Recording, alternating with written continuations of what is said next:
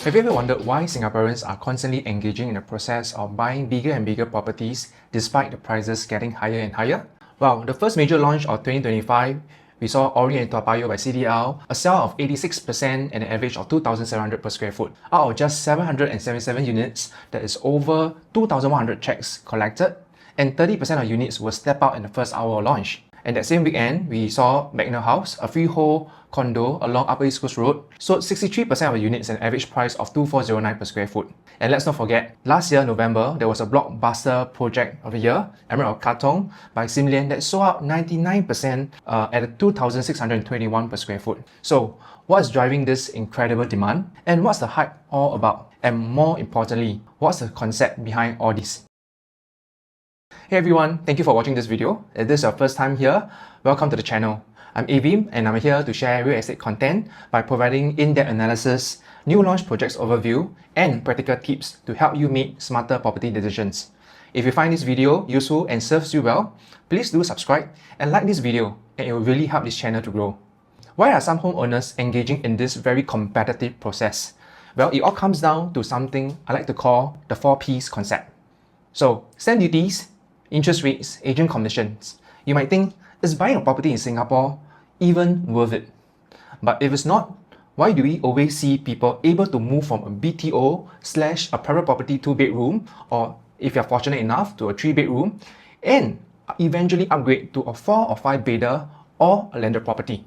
So here's the thing, the 4 Ps: promotion, principal savings, personal savings, and property appreciation, which is a bonus. These are the secret ingredients behind building capital for your next dream home.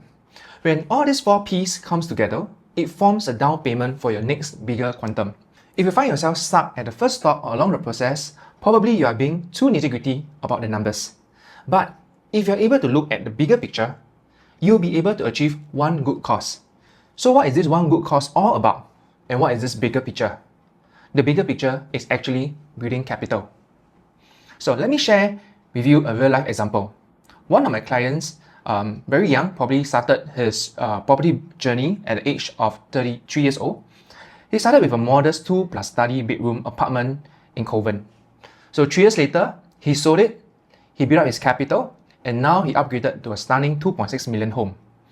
And no, it's not about the millions that we're talking about that he earns overnight. It's about understanding the building capital concept and making the most out of it. So let me explain. How does these 4 Ps all come together? And how you can use them to elevate your property value step by step. Let me share with you the first P and what it means. The first P, we call it the promotion. And it refers to improving your income, typically through a career advancement or secure a better paying opportunities. A higher income doesn't just mean more spending power. It directly impacts your ability to save, qualify for a larger loans, and comfortably manage your mortgage payments. Imagine earning $10,000 a month in 2020 and upgrading to $15,000 by 2024 through a career progression. This extra $5,000 per month will allow you to, number 1, save more aggressively for your next home, and number 2, it can comfortably manage a larger loan quantum without overextending your finances. Now we move on to the second P. The second P is what I call principal savings. It refers to the portion of your monthly mortgage payments that directly reduce your loan balance. So each payment builds equity in your property, which becomes part of a capital when you sell. And why is it crucial? First, it acts like a forced savings. Even if you're not actively saving cash, your monthly mortgage payments contribute to the long-term wealth accumulation. Second, principal savings increase your leverage power. By the time you sell a property, the principal payments that you have made plus any property appreciation convert into usable cash for your next purchase. So let's just say you purchase a 1.2 million property with a 75% loan to value ratio. Over the next 3 to 4 years, you probably have paid about $100,000 in principal. And this amount, combined with your property appreciation, will contribute directly to your next property down payment.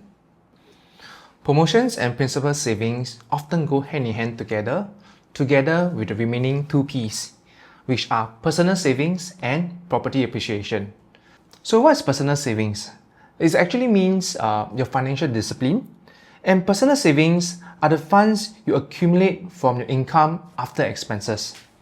This is often the most direct way to contribute to your property journey, as it helps you to fund your initial down payment and top-ups for upgrades. So these are some very small practical tips on how to maximize your personal savings.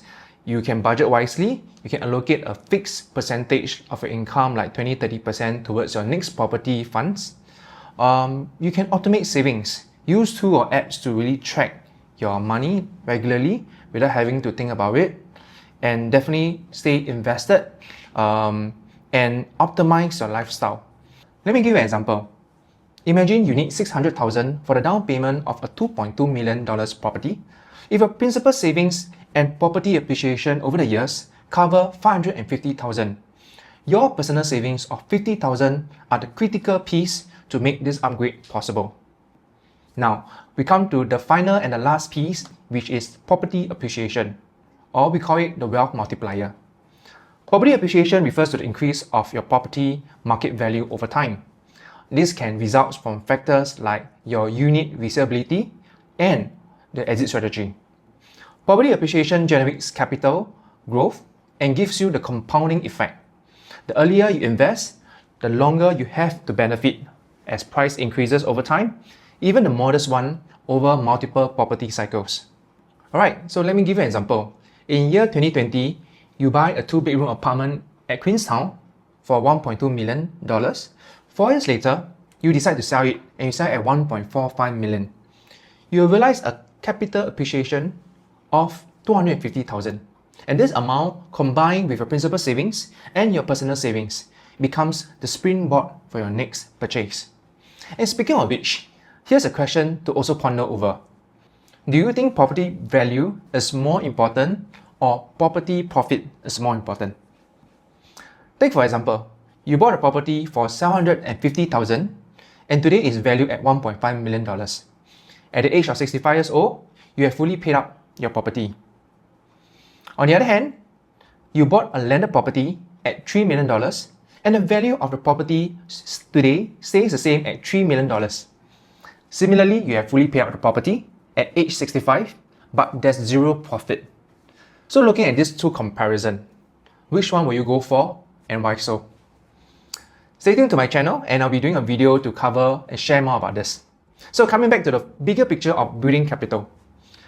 When you combine promotion, principal savings, personal savings and property appreciation, you unknowingly create a very robust system for building capital and upgrading your property portfolio.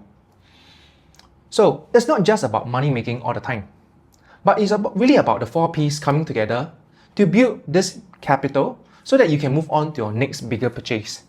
And that's how Singaporeans are able to always afford bigger and bigger properties despite the property prices getting higher and higher. So this is something I usually like to share with all my friends and clients. You'll cover unique topics like how come today land prices are 20-30% cheaper? Is the market really crashing? And why during low point, cooling measures will form the low point for the next particular cycle. By doing so, it will give you a full picture of the entire Singapore market, but most importantly, what you should derive from here. And of course, what kind of call to action that you should be taking by looking at the risk assessment of the property market. I hope you like this video. If you find this video helpful for you, please do give a thumbs up and it will really help the channel to grow. My name is Xavier Lau and I hope to see you in the next one.